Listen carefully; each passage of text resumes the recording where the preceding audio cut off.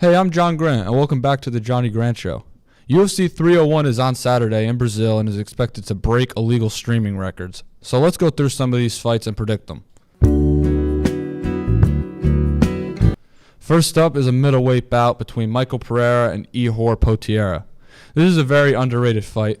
Potieria coming off a decision win where he looked very sharp. Ihor is an underdog in this fight, facing Michael Pereira, who won his last 7.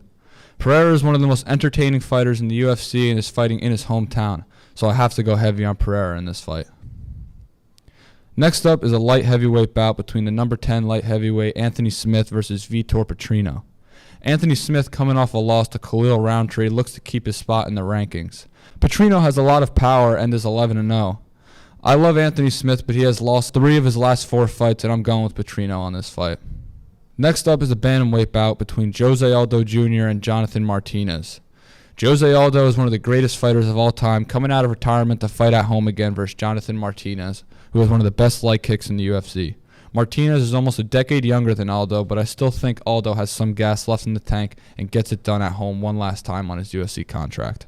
For the last fight, the flyweight championship between Alexandre Pantoja and number 10 flyweight Steve Erceg. Pantoja looks like the real deal as flyweight champ. Here's another test for him versus 3-0 Steve Erceg.